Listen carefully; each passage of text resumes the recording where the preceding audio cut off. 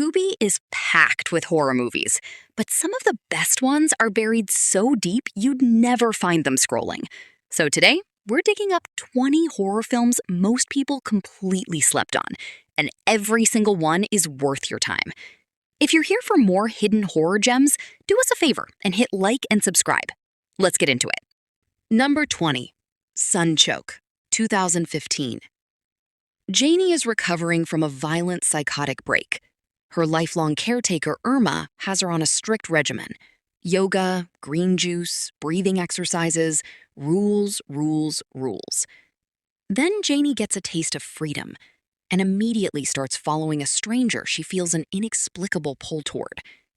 This one's less jump scare machine, more slow psychological vice grip. Pristine white rooms and sun-drenched California, hiding something rotting underneath. Sarah Hagan's performance as Janie is the kind that gets under your skin without raising your voice once. Easier to admire than enjoy, and unforgettable for exactly that reason. Number 19, Tales of Halloween, 2015. One night, one suburban neighborhood. 10 directors, 10 stories. Vengeful pumpkins, candy-stealing demons, a masked killer who runs into something worse than himself. It's messy on purpose. Some segments are genuinely unsettling, some are pure camp. And that's the appeal. It's less a movie and more a horror-themed trick-or-treat bag. You're not gonna love every piece of candy, but you'll find a few favorites. A love letter to Halloween in all its chaotic, inconsistent glory. Number 18, Blair Witch, 2016.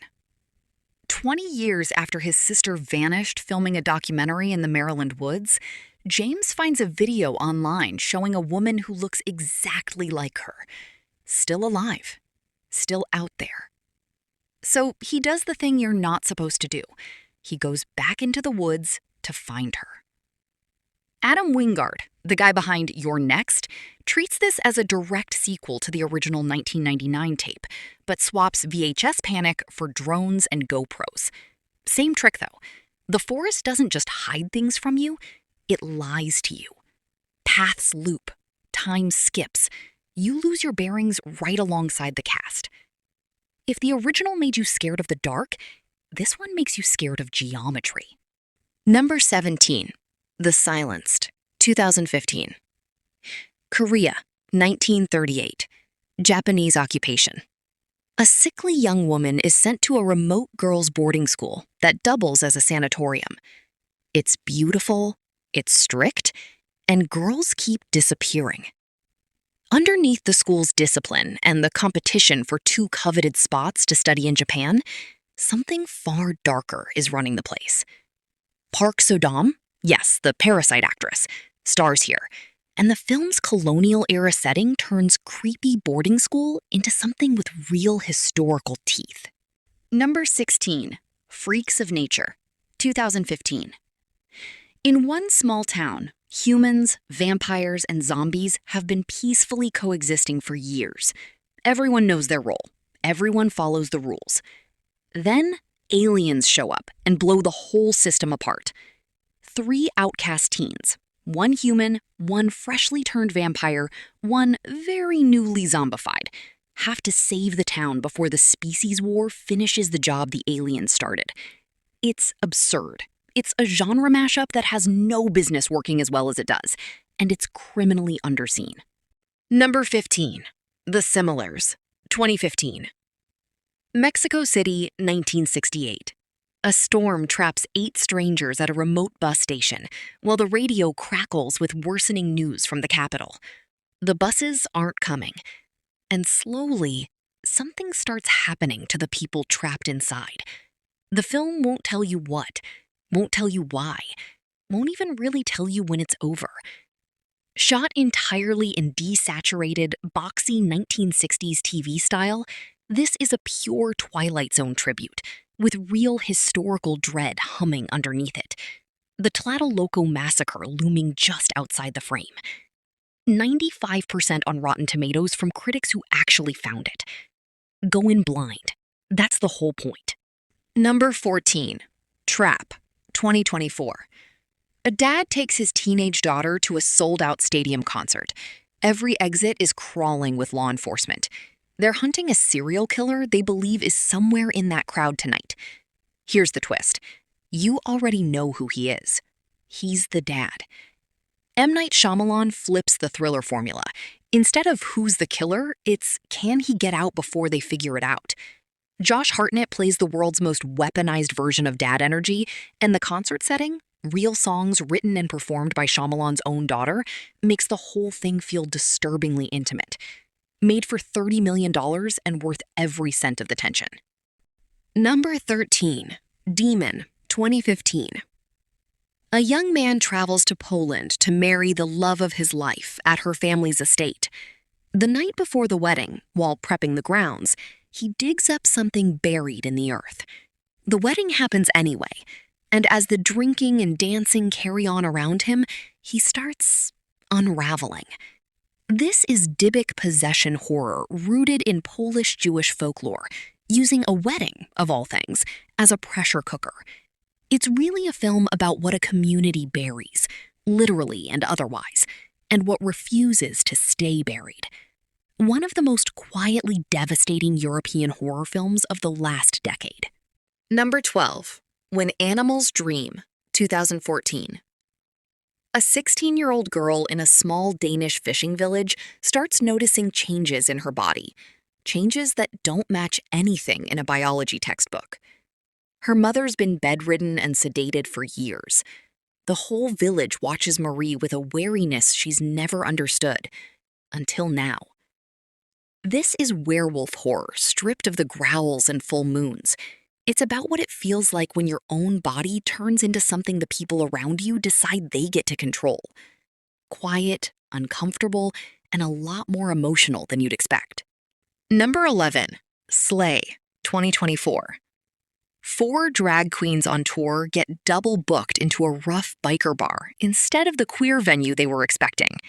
The crowd's hostile. They perform anyway. Then, vampires crash the party. This is campy, self-aware siege horror in the From Dusk Till Dawn tradition. The vampires literally burst into glitter when staked, which tells you everything about the tone. It knows exactly what it is, and it commits to it fully. We're halfway through, and this next stretch is where things start getting genuinely disturbing. Number 10. The Love Witch, 2016. Elaine just wants to be loved. She's also a witch, and she has zero problem using her craft to make men fall for her, hard and fast. Director Anna Biller shot, edited, scored, costumed, and designed this entire film herself on 35mm, built to look exactly like a lush 1960s Technicolor melodrama. It's gorgeous. It's also a sharp feminist gut punch dressed up as pastiche. Took 3 years to make. There's genuinely nothing else that looks like it. Number 9. The Priests, 2015. A young girl is in a coma after a car accident. Her condition is getting worse in ways doctors can't explain. An elderly priest believes he knows exactly what's wrong with her. He recruits a skeptical young deacon to help him perform a ritual the church would never approve. Korean exorcism horror that takes its own theology as seriously as The Exorcist took Catholicism, and grounds the supernatural in a very specific, very unsettling blend of Korean Christianity and older folk belief.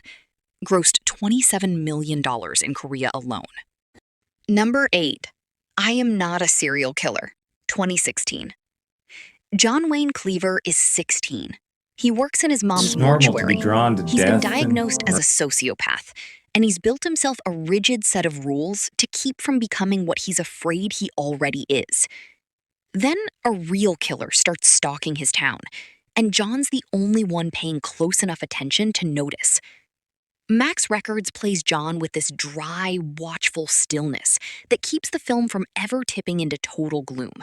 And Christopher Lloyd, as his elderly neighbor, gets a role that uses his warmth in a way that'll make you deeply uneasy in hindsight. Number 7. The Good Neighbor, 2016.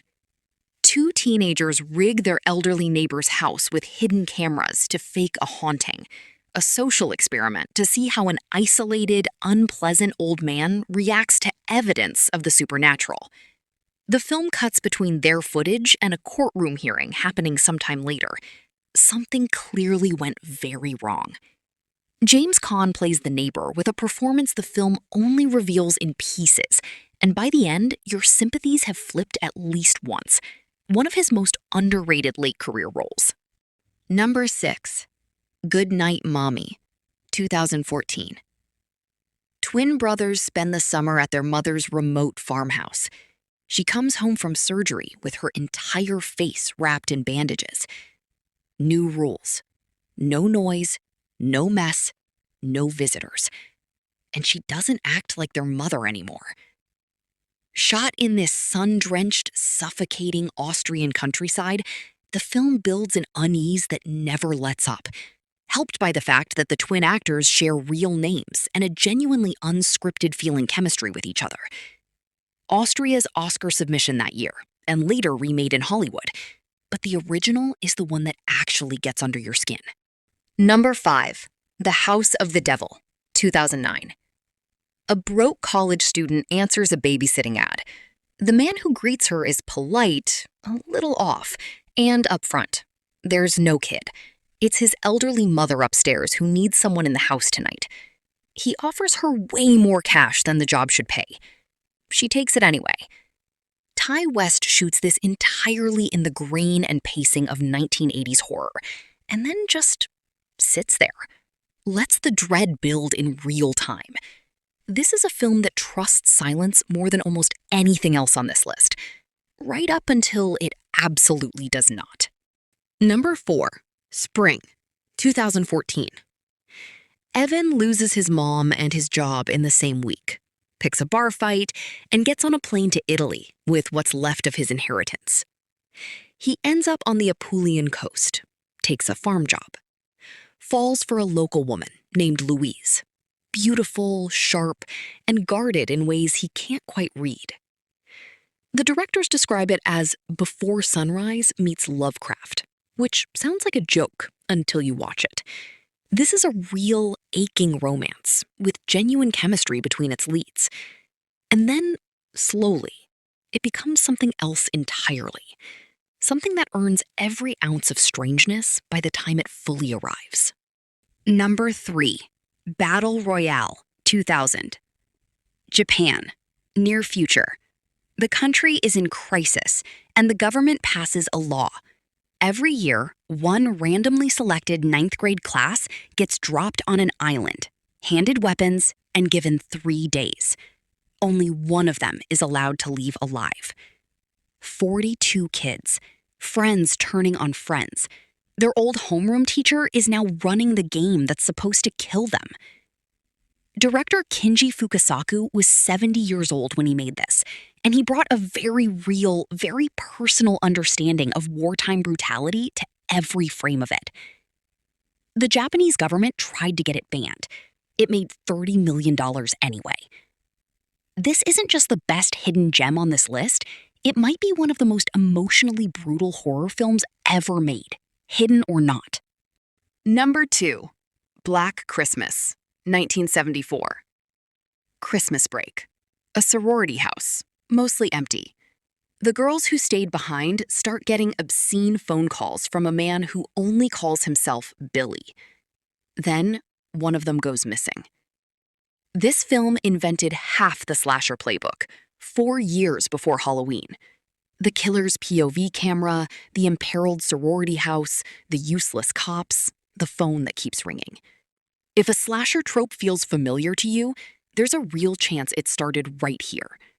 Made for $620,000, still holds up completely. Number 1. Bone Tomahawk, 2015. A handful of residents from a frontier town get taken by a tribe of cannibals living deep in a canyon several days' ride away. The sheriff puts together a 4-man rescue party. For most of the runtime, this plays like a slow, dialogue-heavy western. Long rides, campfire talk, character before carnage. Kurt Russell and Richard Jenkins carry that stretch effortlessly. And then they reach the canyon. What happens next is some of the most brutal, uncompromising, practical horror filmmaking of the decade. The kind of scene people warn each other about before they hit play. 91% on Rotten Tomatoes. Not for the faint of heart. We mean that. 20 movies. Most of them you've probably never even heard of. That's the whole point.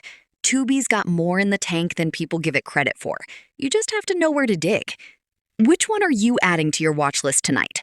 Tell us in the comments.